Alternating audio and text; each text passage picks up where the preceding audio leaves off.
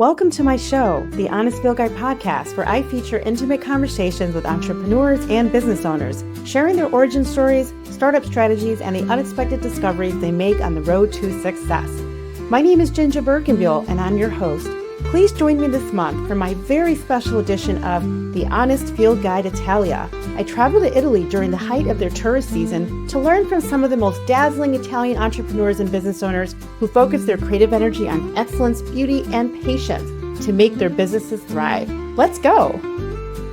Hey everybody, I'm JinJa Birkenbeuel. I'm the host of the Honest Field Guide podcast. Thank you for coming in today to join me on my amazing show. And I'm excited because today, actually the last couple of episodes I have recorded, I've been in Italy. And today I'm actually in Rome, which has been a tremendous experience for me on so many levels.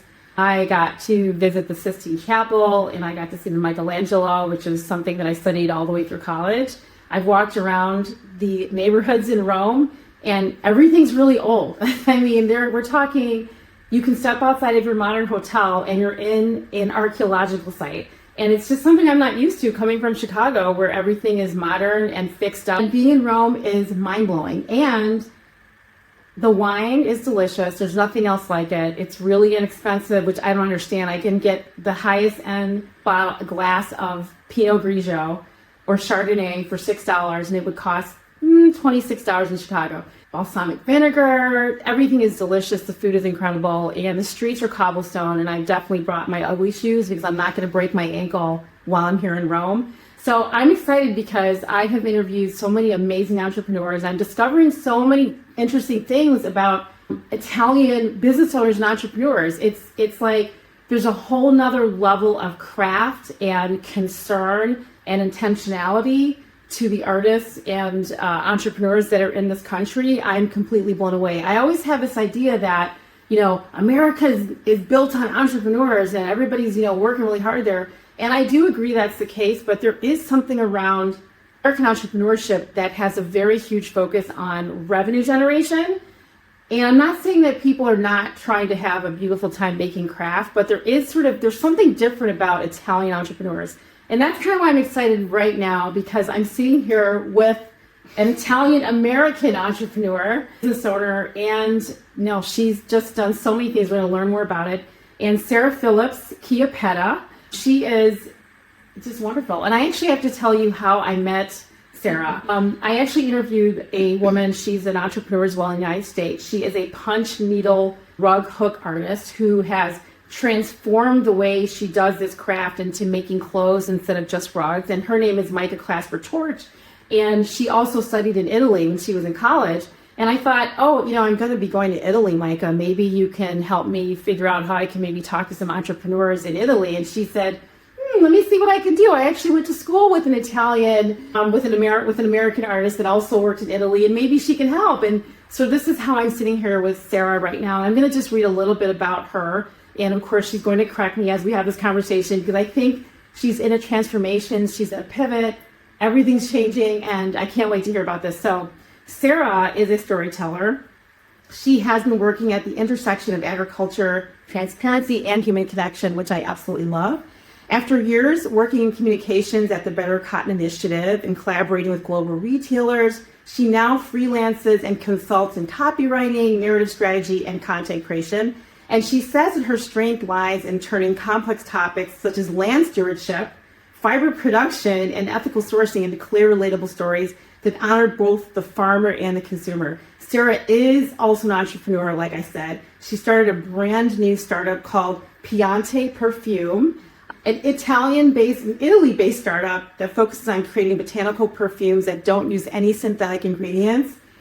And Sara, this is so great to be here. I'm in Rome in your amazing apartment. Thank you. Yes, thank you. No, I'm happy to have you. So what did I say that wasn't correct, or would you like to expound on what I just said, what just wrote about you? Well, I think when it comes to Pante Perfume, so this is a recent development, I would say, in the past 6 months. I'm going to start with workshops. So in a previous life, when I lived in Washington, D.C., and I had my other niche perfume brand, which was called Urban Forest Perfume Company, That was years ago. Not only did I create the scents and everything of my own fragrances, but I taught over 150 students in the art of perfume making. So basically, it's a 2-hour long workshop. I walk them through the different kinds of scents, base notes, top notes, and middle notes, what those are, how to work with them, where they're come from, like where they're extracted from, the plant material they come from, the country they come from. And it's basically like a smell around the world experience. So I'm hoping to start doing that in spring of next year here in Rome, and then we'll go from there. So I'm not sure quite yet about selling my own perfumes yet, because there's a lot of regulations here in the European Union that don't exist in the United States around non-synthetic, so botanical scents when it comes to allergens. Oh. Yeah, so a lot of the things that I am used to using back home in the United States, some of them are considered banned, or they're just regulated where you can only use a very certain amount or can't use it at all because it's an allergen and can cause issues. So yeah, I have to kind of figure out what my new formulas would be, because it's going to be I'm going to be challenged more, which I'm up for the challenge, but we'll see. It's incredibly time consuming as well to create a perfume. So Well, I'm glad you brought the perfume side of what you're doing here, because when I was in Florence, so I went from Modena, Italy, to Venice to Florence. Modena to Milan to Venice to Florence. When I landed in Florence and I was looking around at on every single corner, there is a perfumery. Is that the way to say it? Perfumery? yeah, How would you say it? perfume shop. Perfume perfumery. shop. Yeah. And then I went sort of a little bit up the mountain and I saw this museum of perfume. And then I went back down and I saw something Maria perfume, or like the historic Santa Medici. Maria Novella. Yeah. Yes, and I'm thinking to myself, what is happening here? Can you talk a little bit about what's going on with the perfume culture in Florence? I didn't see it in Venice. I didn't see it in Milan, but I saw perfume there. Yeah, so Catherine, from my understanding, of course, I'm not an expert on Florentine perfume making or history, but from my understanding, I have been to Santa Maria Novella and the Museo Villoresi, which is the museum you're talking about. I've been there as well. So Catherine Medici, she was very, very much into fragrance and into perfume. So I think it's my understanding that she kind of, was the inception of the perfume flourishing, the flourishing of the perfume industry in Florence. And so, yeah, kind of stemmed from there. But there's definitely a history of perfume here in Rome as well, because every emperor, all of them, like even the bathhouses, of course, which are now in ruins, but all of the ancient bathhouses had their own areas where there's oils being used and concocted from different herbs and different plant materials. So it's all over Italy, really. It's just Florence, I think, I don't know why Florence has flourished as much as it has, but that's my guess anyway. So what I noticed also is that when you walked into the perfume stores, you can make your own concoctions. Like you can actually experiment with scents, and they kind of do a perfume flight, almost like you're going in to taste wine. They have like these little these funnels that you smell in the funnel, and I was just like, what is this? It's just wild. And so yeah. I guess, what is your relationship to perfume? Why are you involved in perfume? Did you grow up in perfume? Did your parents put it on you? Were you going to find it, or? No, I actually grew up in a costume shop, a costume making business. My dad owned a costume manufacturing business, so that's my whole textiles and clothing and fashion side of my life, which we can talk about, I suppose. But no, perfume is just always something that I've loved ever since middle school. I don't know the age range of your audience, but things like Old Navy and Vanilla Fields and Exclamation and these are really terrible drugstore, well, not terrible, but just drugstore brands that I really loved. Clinique Happy when I was in high school, these kinds of things. And I love the smell. And when I was working in Washington, D.C., I was working in the federal government for 10 years and I was not being creatively fulfilled. And so I started experimenting with just buying plant based ingredients, so essential oils, basically lavenders and vetivers and things like this, bergamot, and just like kind of playing around with it. And then I realized, oh, this is a whole, and it's related to nature as well, which is something that's close to my heart. And it just became this whole world of like experimentation and almost like music, really, where you have all of these different notes and you can put them in all different volumes and combinations, and it's just endless. And as an endlessly curious person, I will never get bored of making perfume and playing around with smells. So yeah, that's kind of how I guess fell into it. The start of it was I had a really great friend of mine named Marlon Powell, shout him out, who's an entrepreneur in the Washington, D.C. area. And he is very into art. And him and some artist buddies, graduates of Howard University, were all like holding this massive art like gallery thing in sale and whatever. And he was like, why don't you make some of this, bottle it, and just try and sell it? Like, why don't you try and monetize this? Very American, very... Yes, monetize everything. Monetize your everything hobby. is monetized. No. But I'm thankful to him for actually, doing this for me. But so he was like, bottle it up. I mean, I'm not going to charge you any kind of vendor fee. Just screw it. Like, let's see what happens. Because I really like what you're doing. And because I would wear it around my office when I was at the State Department, and people would be like, oh, it smells so good. It smells like a spa in here. Your office smells like a spa. So I bottled them up. And were you just like in your kitchen? In my apartment, in your bathroom, your kitchen, on your table, just doing stuff in there? Mm-hmm. Yeah. And so I bottled them up, and this like three different scents that I had, and I sold every bottle. Wow.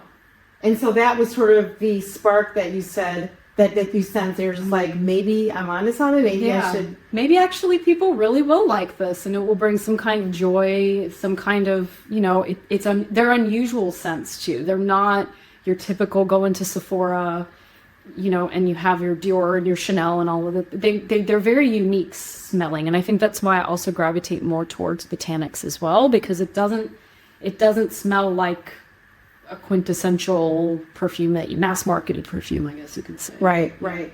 So you mentioned that, I guess I'm curious. You mentioned that you grew up in a costume family. I don't know what that means, like a costume family. I mean, does that mean you were playing house all the time? I always see movies where there's kids that are running around and they're like playing characters or something. I mean, what do you mean you grew up in a costume family? So my dad owned a business in Winter Park, Florida called Allied Costumes. And it was costume rental before Party City even existed, or like the throwaway disposable junk that they sell at Walmart or whatever for Halloween. And so he was hand making, sewing, like real material clothing, like costumes back in the 70s and 80s. And so, and even well into the 2000s. And then he got into the costume manufacturing business and did a lot of mascots for schools, for the Eagle and Ace Ventura, the very first Ace Ventura film. He did that? Yeah. Oh my gosh, I love Ace Ventura. Sitcom. Shout out Jim Carrey. I miss you, Jim. He makes me laugh so much, but go ahead. I'm sorry. No, it's okay. No, it's a great film. A classic. And so he started doing that, and the business grew, and that's basically where I started. I mean, I take after my entrepreneur side is definitely from my dad, for sure. And he just went for it, and his business evolved from like this tiny little costume shop to selling and renting things for Halloween into this like more of a bigger manufacturing situation. I think about my friends that have parents that were restaurants because they're immigrants and they grew up in an immigrant family and they were in the restaurant or in the grocery store. Were you in your dad's shop as a kid? Mm-hmm, all the time. What was that like? Yeah, I mean, what were you doing there? Fantasy. It was filled with people who just want to play dress up, and this is also, Winter Park is a suburb of Orlando, which is Disney. It's theme parks. It's creative people. It's people who want to go to fantasy Never Land. I want to go there now. So can you please take me out of America for a little bit and just I'm in Never Land right here. Italy for me is Never Land. Yeah. But anyway, so this is what you grew up in. Go ahead. Yeah. So I kind of grew up in this mini circus, very creative environment, surrounded by creative people who just go for it. And Yeah, it was cool. It was, and I really, I think this inspires me to this day, at my big age, to just go for things. Like, everybody worries about money, but it's at the same time, it's like, when I'm on my deathbed, am I going to be thinking about, oh shit, I wish I would have saved that $5,000 on, I'm not going to be thinking about that. I'm going to be thinking, at least I went for it. Yes, you're thinking it all. Let's hope you're thinking. Yeah, let's hope. I mean, let's not jump the gun. So your dad, was he always an entrepreneur, or did he have a job beforehand? Because my parents were not entrepreneurs at all. My father had entrepreneurial thought and thinking. He was an inventor. Mm-hmm. He was an engineer. Cool. But he was also really old, like Depression era. And I think it was just a very different world for him. Just back then, like he was dropped off of the streets in America, from South America, and survival. But he was smart. He became an engineer. I think if he had the opportunity, he would have done something. But it just wasn't in the cards. He couldn't make that work. Yeah. Was your dad always an entrepreneur? Did you know him as anything else? And what about your mom? So my dad wanted to work in radio and TV. He was very much into the music scene in the 60s in Baltimore and Philadelphia and Washington, D.C. And so, yeah, like he was always into that. But I think the kind of entrepreneurial side of him sparked when he realized that children's television programming, which is what he worked in North Carolina for a while, and where he was with my mom, and I have my brother and sister. He realized that it was kind of like there's only so far he could go. And so it's funny because I'm in the same situation in my current role. And it's like, okay, if I want to keep expanding for personal growth and professional development and all of this, I'm just going to have to blaze my own trail, I guess. Yep. And so that's, I was born in 81. So all I've known is, and they started the business in 72, 73. So that's all I've known my family to be. My mom was definitely the domesticated, stay at home, take care of the children type of thing, but she was absolutely imperative in helping my dad and his business grow and succeed. So. Well, we all know that women are behind all men that are successful in any context, in any way, ever. He would not have been able to do it alone. That's I mean, I always say this, and I've written about this. If I had a stay-at-home wife, do you know how much money I would have right now? I'm not even kidding. Like, I would be like a multimillionaire. I swear to God. Like, I really would be a multimillionaire. But anyway, so I love the origin stories, because sometimes when I talk to other entrepreneurs, like, for example, we were talking earlier about the author I interviewed, Viet Nguyen. Mm-hmm. He won a Pulitzer for his book, The Sympathizer. And when I was interviewing him about growing up in his store, the grocery store, and he, of his siblings, is the only one that became independent, became a writer. And he was like, this is so interesting. Like, it never really occurred to him that if he hadn't grown up around his entrepreneurial parents, being in the store day in and day out, with nothing else happening in his life except that, he wouldn't have the resilience that he has, as an author. And he's not, authors aren't really entrepreneurs, but they kind of are in some ways, But I'm kind of curious about, okay, so you grew up in this environment, but you said you worked at the State Department. That is zero entrepreneurial. Like, that's not, it's one thing if you say, I used to work at Google, because in the beginnings of Google, everybody that worked there were entrepreneurial, building something from the ground, whatever little job they were toiling in, not the federal U.S. government. There's no entrepreneurial stuff. Like, you better do the job. So tell me how that worked out. What happened? How did you get to that place? Yeah, well, when I was an undergrad, I studied Middle Eastern foreign policy, which was a very hot topic these days. And so I think my guiding light with studying that was that I wanted to go into service. I wanted to be in service. I wanted to be in civil service. I wanted to be in public service, and in general in service to others, into my community, into my country. I didn't want to go in the military. I did like the idea of being a foreign service officer, because that would mean I could travel internationally, which I did a lot of in my 20s. And so, when I got out of undergrad, when I was 30, which is very late, I told myself I'm going to work for the Department of State. I have no idea how I'm going to do it. Wow. I just moved to Washington, D.C. I And interned wait, where did you start? You Orlando, Florida. So Orlando, Florida, then you were just like DC bound. Okay. Yeah. In my undergrad, I had a mentor, the Reverend Dr. James Armstrong, who was actually friends with, at the time, the senator from the state of Indiana, Richard Lugar. And he put me in touch with Richard Lugar and was like, I have a brilliant student who needs an internship. And within about 5 months, I was working in the Senate Foreign Relations Committee on the Hill. And that was what time frame?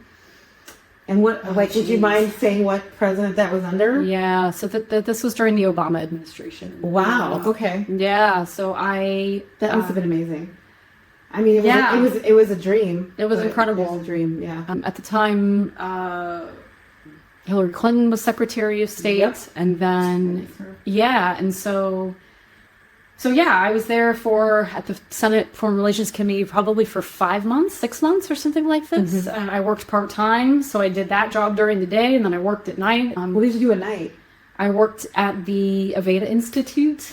So this is where you're starting that path of like chemicals and research and mix and I worked for Lush. I had worked for the Body Shop, doing product training. Yeah, so I was very much embedded into like smelly stuff and cosmetics. But back then, was it in your mind what you were going to do with that, or was it just it was a passion? You were just interested. You were curious. I was just curious, and I just liked it. And you were part time. Department of State. Did you get to meet Hillary Clinton? No, I never met her. What? No. How? Why not? That's incredible. I mean, Department of State? I would have barreled my way down the hallway, banging on their door. I wasn't working in the main State Department building. There's different annexes of the State Department throughout DC. So I was working in the Bureau of Consular Affairs for passport services. So anything and everything that revolves around the U.S. passport, I could tell you about. I worked with all of those people. I supported the Deputy Assistant Secretary, 2 of them.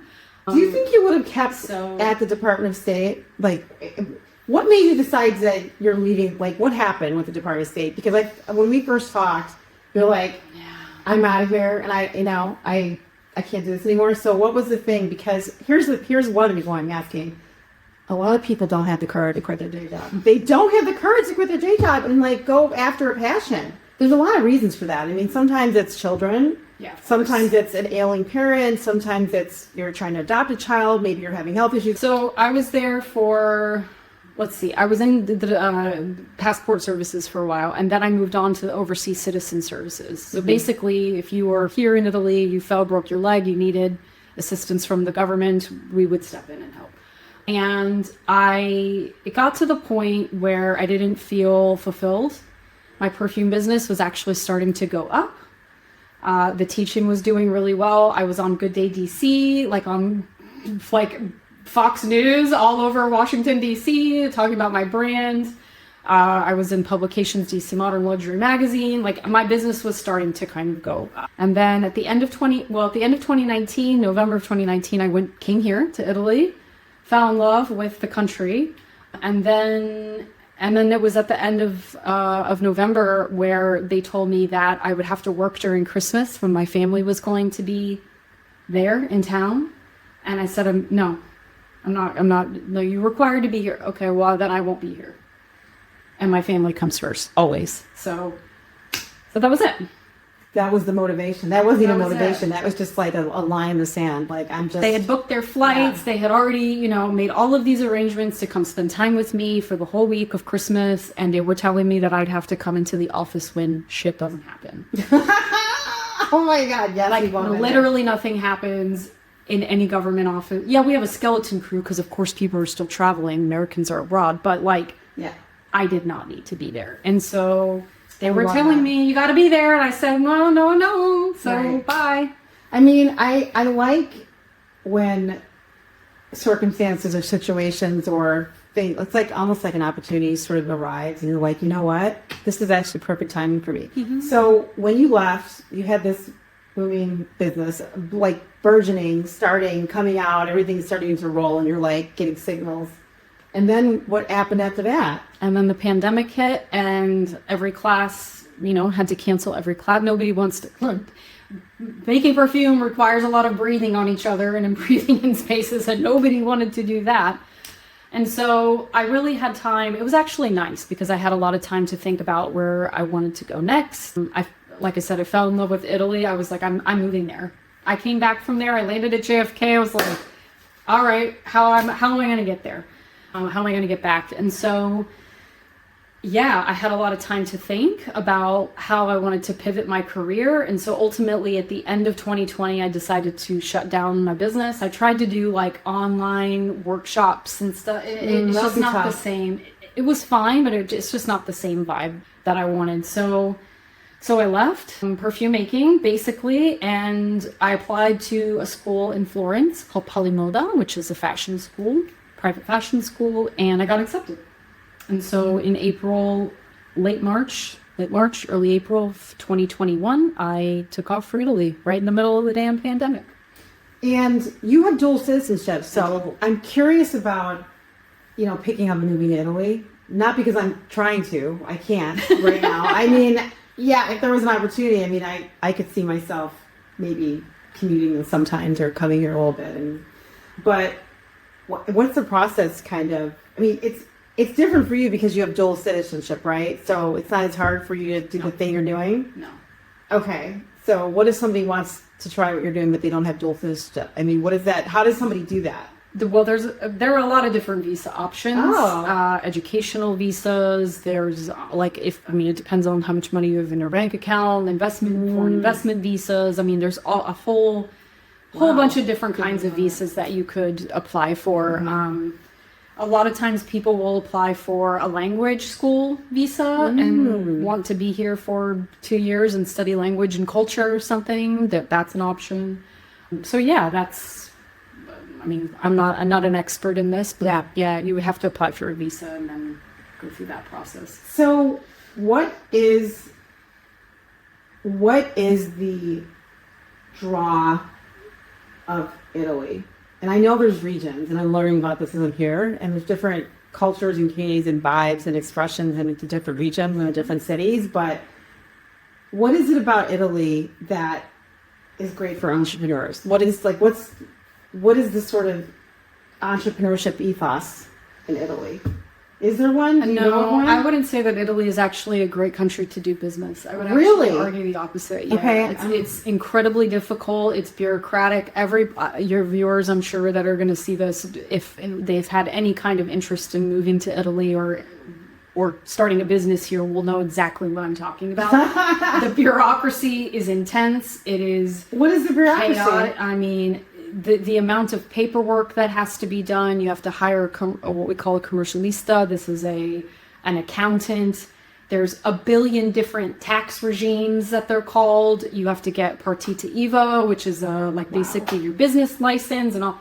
It's just very chaotic. And then if you're not a dual citizen, you have to deal with visa process and permesso di soggiorno, which is your permit to stay on top of all of that. I mean, it's a lot. And taxes are very, well, it depends on where you live, which region you're in. But if you're in Rome, it can be quite expensive.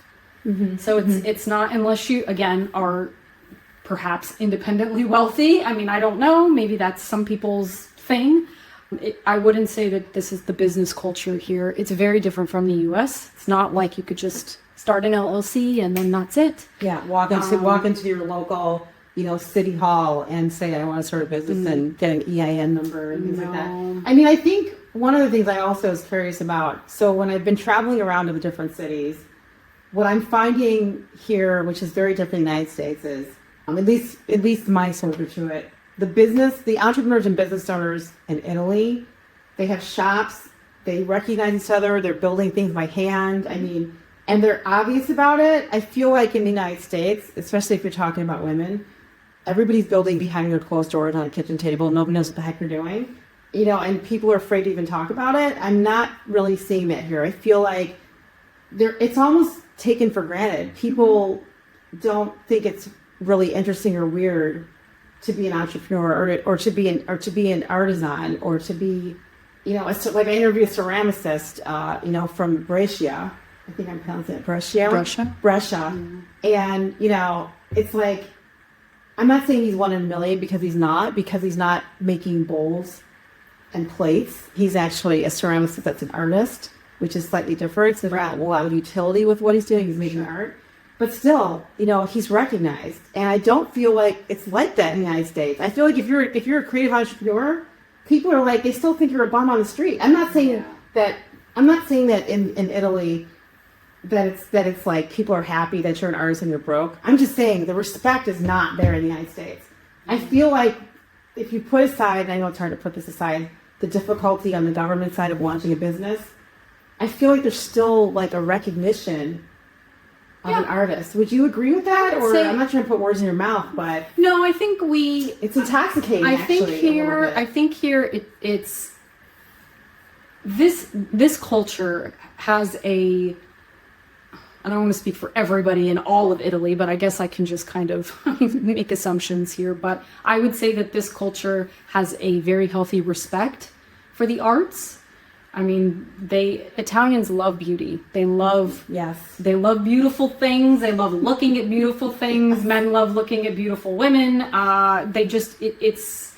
They like to dress well. They like to smell good. I mean, these are just inherent cultural, it's the foundation of the culture. And the United States doesn't really have that. So I wouldn't say that the US is like hush hush about things, but I don't think that the whole starving artist phrase dies hard, I guess you could say. And people in the US generally want to be rich. They want to make a lot of money. They don't want to be broke. And I think in Italy, people here are satisfied with enough. And that's kind of the difference. Is like in our hamster wheel culture in the US, it's like I'm never going to be getting enough, because our culture beats into your brain. You aren't enough. You don't have enough. You'll never be enough. You yourself personally aren't enough. So and that doesn't really exist here. It does to a less of a degree, but it's not so hyper capitalist in your face. And like your bank account, the amount of euro in your bank account there's not a direct correlation to the value that you have as a human being like it is in the US. I'm sorry to say that, but that's Well, love that. I interviewed an author in Canada, and he actually has a whole concept around enough. Mm-hmm. And he decided he had enough, first of all, and he quit everything and he moved to some remote, town and somewhere in Canada. And, he wrote a book about, staying small, and that this is actually better. It's like the Colin Shooter idea. It's like the anti-growth. I love it. But then I was talking to Stowe, the ceramicist I was telling you about, and I do sense the creeping in of the financial money world into Italy, because he did complain about he's starting to notice that you need money. Mm-hmm. And he did used to notice it like that. Like he's saying, it's becoming harder to not have money, because people are now not able to go out and have a beer with their friends at a bar in Brescia. Mm-hmm. And he's not happy about that, because I don't think it used to be like that. So I'm trying to think, is this like, I don't want to turn this into a political conversation, but I'm like, is capitalism, the march of capitalism, it's very destructive. It can be destructive. It's a violent system. It's a very violent system. It is a violent system. And he and I actually talked about this in the context of, art. How do you stay clean, or how do you stay clear? How do you keep your spirit clean, when it comes to this like march of capitalism as an artist? And the thing that's dangerous for artists, and you're one of them, is that there's inherent curiosity that we have, and so it really takes us down a lot of rabbit holes. And sometimes, when you go down these holes, you get captured, and then you can't kind of get out, and sometimes you end up drowning. Because you're so curious and want to do things and know things. And it can be a burden. It can be a burden on an artist, especially if you don't have the infrastructure for people to kind of keep you grounded and keep you sane and keep you together. And this is why I've been interviewing so many Italian artisans, is because people making things by hand, I try to understand, how does artificial intelligence have anything to do with that? You know what I mean? How does it impact you in a good way or a bad way? Can you use it, or can you resist it? Can you keep away from it? Like, what is your idea around that? And I'm kind of curious about that for you, because there's no smell with AI yet. Not yet. But there are metas experimenting with that.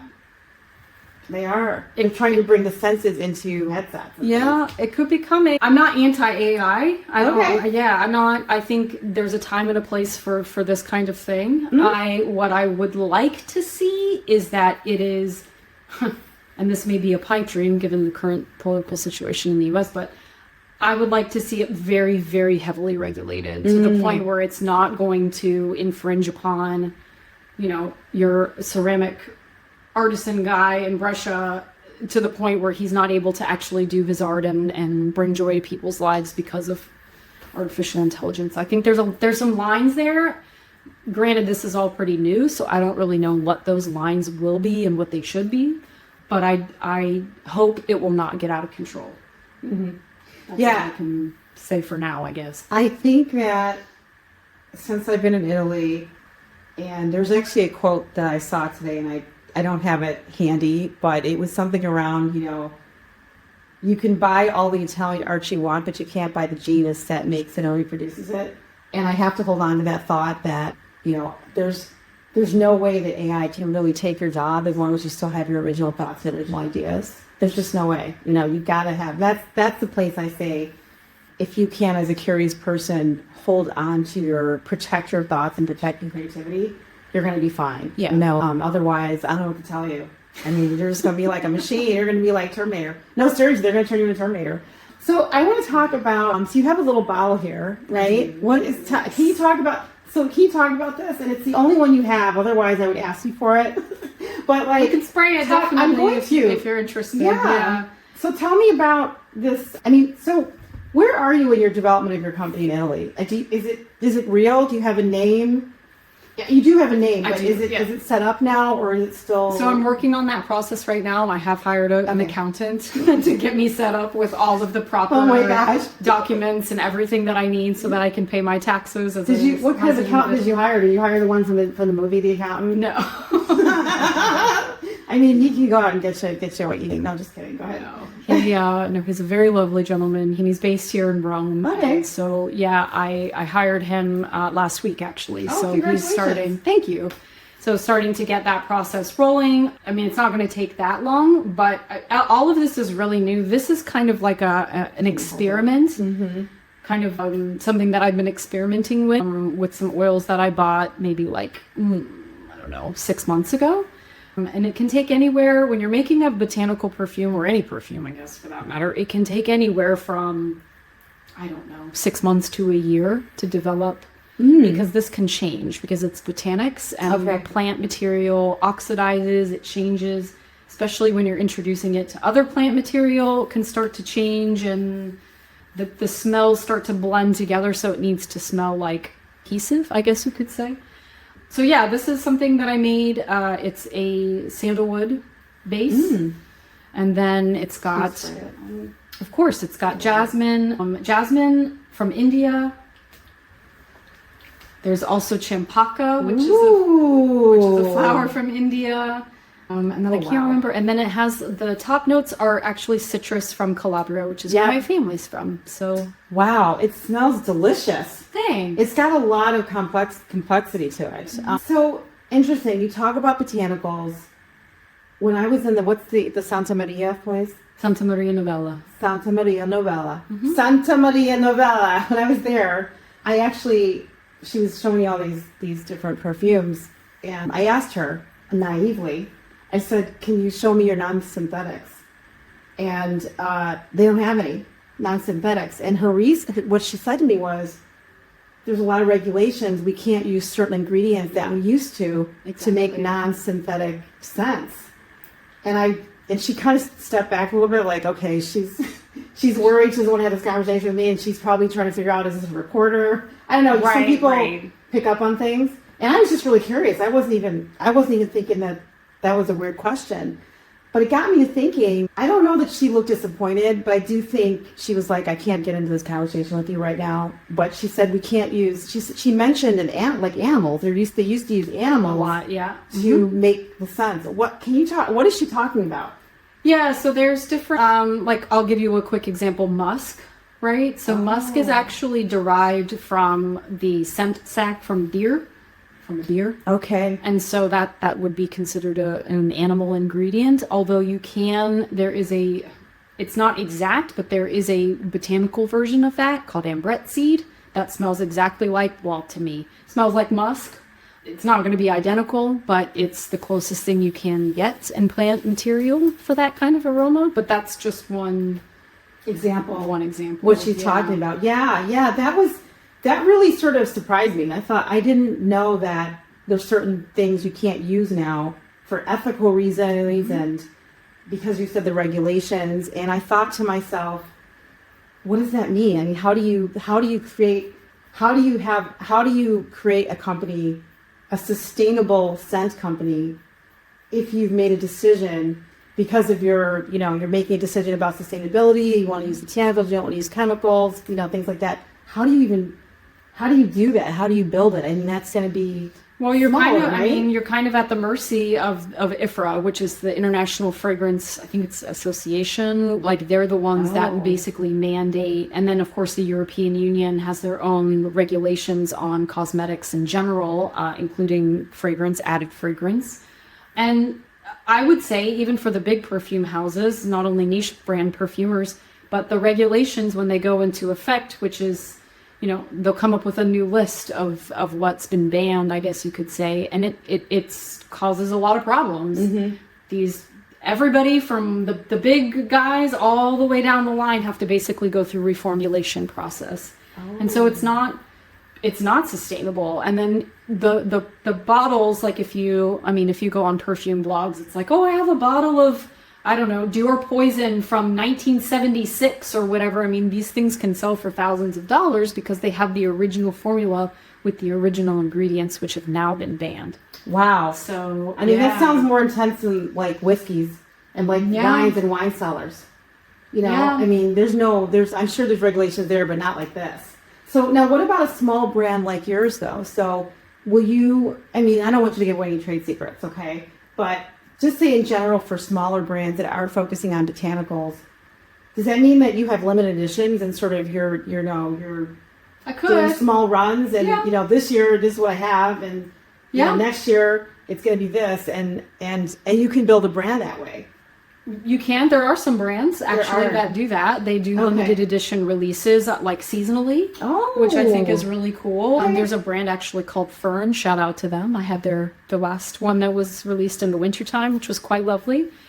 But again, with botanics, you're kind of limited. Okay. So who are the buyers for botanicals? Who are the buyers that say, I want sustainability, I don't want synthetics? Like where are they? What type of people are these? Are they like perfume junkies? Really? People that are into like natural aroma. And I hate the word natural, but that's the only thing I can think of. But things it's not organic. Things that don't smell like mass marketed alcohol. You walk into Bloomingdale's and the whole or Macy's or whatever, and department store, and you're like smacked with like this very synthetic floral smell. I think that's really the market. Anybody, I mean, and I don't believe in gendering perfume either because, rose and jasmine, that's feminine. It says who? Yeah. Oh, can you talk a little about that? And I love that because my sons, 2 of my 3 sons, are obsessed with cologne, with perfumes and everything. And I'm just like, when I was growing up, that just wasn't the case. I mean, I think there was one guy's cologne. They put too much on, and you knew when they walked in the darn room, you're like, okay, that guy's got the thing on. I'm like, please make it stop. Even the deodorant. Old Spice, for God's sakes. Like, stop it already. I love that you said non-gendering because one of my sons does wear scents that I feel are kind of, I'm like, that's something I would wear, and I find it really interesting. Talk about that non-gendering, of course, philosophy. Is that what you're doing? Yeah, for sure. It's definitely changed, I would say, in the past 20, maybe even 15 years, like the letting go of the gendering of aroma. I always thought it was kind of stupid when I'd walk into a Sephora and you have your men's side with your like Dior Sauvage, and then you have your like women's side with Hypnotic Poison and all of it. Like, who created this rule? And it's marketing. It was marketing by likely older white men that told you, no, you need to be this gender and you need to be this. Right. It's the same concept. which is entirely stupid and I don't agree with, and I never have. So yeah, I mean, if a man likes the smell of jasmine and rose and things that are traditionally, I guess, considered feminine, then so be it. Why not? I'm sure the Romans in their bathhouses weren't splitting hairs about, oh God, is this woman, if I'm wearing jasmine, this woman's going to think I'm less of a man or whatever. I don't know. Whatever the stupid, I don't know. Yeah, and back then I can't imagine they had, a million choices. No, right? Not really. No, I would say it's probably limited to. I couldn't even guess a couple hundred different aromas, spices, and tree resins, and all kinds of weird herbs, rosemaries, and stuff like this. So, but none of that is. Why are we gendering this? It just doesn't make sense to me at all. Yeah. Well, a couple years ago, I had the most interesting conversation with an executive at Starbucks. And it was the reason I was talking to him was I wanted him to talk to me about different jobs that were available at Starbucks that you wouldn't expect. And he's like, that's a great question. I did this because my kids at the time were at a Montessori school in Chicago. And I wanted to give the 8th graders some understanding of when they go into Starbucks, what the barista is just the front line, but there's an entirely massive ecosystem behind Starbucks. And so one of the jobs that he talked about was the person, they have like 1 or 2 people that work at the company. Their only job is to go around the country and sell coffee beans. That's it. They have no other role. That's a great job. It's a training. So you have to train your nose. It's interesting because when I was at the Villoresi Museum in Florence, the woman was like, how did you know? How did you? Because you go through a process.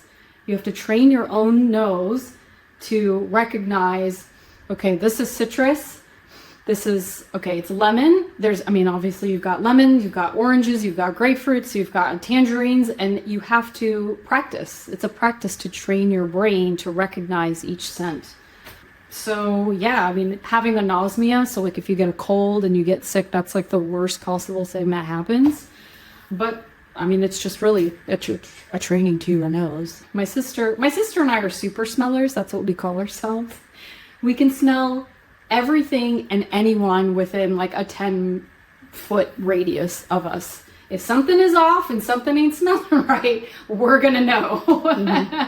And we laugh about this all the time, but like even things like the taste of something. So we would always joke when we were younger that green Skittles, little Skittles candy tasted like toilet bowl clean. Or like bad smells, but I don't think it is. But yeah, this is just kind of a talent, a hidden talent. But I suppose you could develop it though. It's funny. I think my mom. I just remember when I was younger, even now, I'm constantly noticing smells of things, and it really drives people crazy. It drives my family crazy. They're just like, oh my God. It drives my dad nuts. I think it's super power personally. I believe it. I don't think it's not fake. It's real, and there's nothing wrong with us. We're just very normal. Everyone else is abnormal because you can't smell things. So tell me what your company name is again. How did you come up with the name? And what is your company ethos?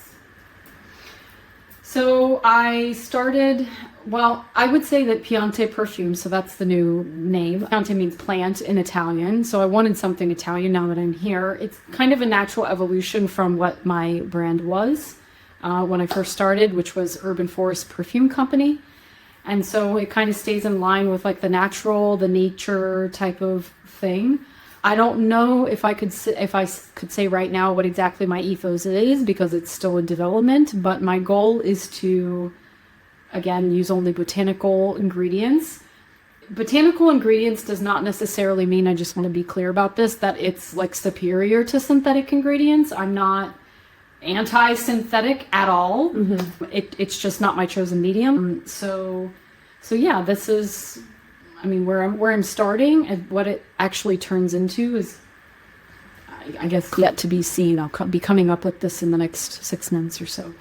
Would it ever cross your mind to go work for another company that's making perfume? Or are you sort of all in on your own? You're just like, pretty tunnel vision. I'm going down this path and I gotta just make this work and this is where I'm going. I'd be okay with creative input into another company. Oh. Sure, I'm definitely open to that, to a company that aligns with my own values, of course. But as far as like blazing my own trail, entrepreneurship is for me. It has always been for me. It's just something I've been denying about myself probably for about 15 years. And I'm done denying at this stage. I'm not. Don't deny. Yeah. No, I have to just give it a go and be full-time self-employed and see where it takes me. Sink or swim, basically. What does your family think? They're very supportive. I think my dad, being from his generation, is always like concerned about income. How are you going to make money? How are you going to make? But that's his mentality and his, that's his stuff to deal with, not mine. And so I just have to tell him, I pray and I follow my heart. I follow my soul, and this is where it's led me. So, and I'm doing okay so far. So. I love it. Well, This was such a fantastic conversation. I love it. I guess I want to ask you some kind of quick, lighter type of questions. So, and I ask this of all artists, where do you go? So you're involved in perfume. So where do you go for inspiration? In the woods. Really? Oh yeah. Where are the woods in Italy? I see mountains and what? You can drive an hour outside of the city and be in the woods. Yeah. What kind of trees are in the woods? All different kinds. Okay. Oaks, pines, birch. Everything. Spruce. Yeah. And so what do? You walk around and just, what's happening? I commune with nature and I listen. She's a fairy. I'm a deeply spiritual person. No shoes on. Very lightly dressed, frolicking through the forest in Italy, smelling leaves. That's if capitalism were not a thing, that would be me, and I would be perfectly satisfied with playing in a stream and picking at salamanders. Wow, I think that's fantastic. So so are you reading any books right now, fiction or nonfiction?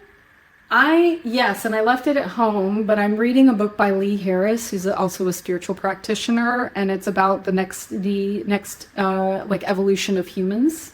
Oh, yeah. From a spiritual level, he connects with his guides called the Z's. Yeah.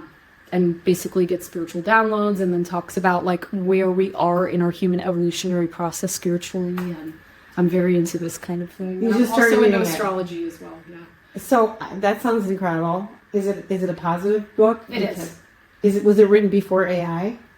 It was just published maybe 6 months ago. So yeah. Oh wow! Mm-hmm. We're gonna put that in the show notes because I want to know about them for sure. What have you not done yet in your field? I think if costs weren't an option, money weren't a thing. Mm-hmm. There are all kinds of exotic aromas that I haven't yet been able to play around with. I know what they smell like because I've smelled samples or I've smelled them at the museum. What is an exotic aroma? I don't know what that means. Something I don't know, I'll just give a good example. Oud. I don't know if you've ever heard of this. No. It's very well known in the Middle East. It's derived from the fungus of a tree called agarwood. And they burn it in censers, so these little incense dishes, and they burn it and then they take it sometimes and often into their robes, and very much used in Saudi Arabia, in the Arabian Peninsula countries. And it's from Southeast Asia though, that's where it's derived from, and it smells incredible, but it is extremely expensive. Well, how is it harvested? They basically have to make a cut in the tree, the special species of tree, and then the bacteria will start to grow, and then it takes months and then sometimes years, and then they harvest the product of that. You didn't go to school for this? No, I just read a billion different books. I've taken perfume classes before. So. I wouldn't even know where to start. This is what I love about entrepreneurs is that we have the most incredible ideas that nobody else has, and we're the ones that change the world. We're the ones that inspire people. We're the ones that build things. We're like the builders, when I was today at the Vatican, and I was looking at all these, even the Colosseum, when I was looking at all these giant sculptures and these etchings of art, and I'm just thinking, wow. I mean, I know it took a lot of slaves to do that stuff. I mean, it's kind of, that was the downside of my experience, is that I was like, how many people had to die? How much pain was inflicted? You know, what women, I don't know. It's just, I don't want to end on a down note, but I mean, that's always the back of my head. Well, like, it's a reality. It's a reality. I'm just like, oh my gosh. It's a fact. Yeah, it's very painful. On the other hand, I was just thinking the people that envision these giant things. I mean, we have to hold on to that, because AI can never do that. It can never do that. No. You know, and so that's why I love learning that there's this incredibly exotic something fungus in Saudi Arabia. Who would have known? Yeah. Who would have known this? No, I never would have even, known this if I hadn't met you. So thank you, Sarah. You're very welcome. This is such a wonderful conversation. It's a pleasure. I really enjoyed this, and I am in Italy. I'm in Rome, everybody. So thank you, everybody, for coming to the Honest Field Guide podcast. You know where to find it: Apple, Spotify. And what is the best place for people to reach you, Sarah? You can either find me on LinkedIn under Sara Phillips. That's the name I go by in the US, or you can find me at Pante Perfume on Instagram. And how do you spell Pante Perfume? Piante Perfume. Perfume. And you have one post up, I saw it. I did. You are a true startup. Yeah. She's got one post on Instagram. One. I love it. Coming soon. More coming soon. I love it. Okay, thanks, everybody. And we'll see you next time. Bye. Ciao. Yay. This is so amazing. What a lucky thing. Lucky. The Honest Field Guide is produced by the team at Burke Creative, where brand and multi-channel strategies are designed to help you get attention, grow, scale, and keep up with the pace of change. The music on the podcast is written and performed by Utah Carol. You can find their songs everywhere online to buy or stream. The opinions expressed on the Honest Field Guide are solely those of the hosts and guests.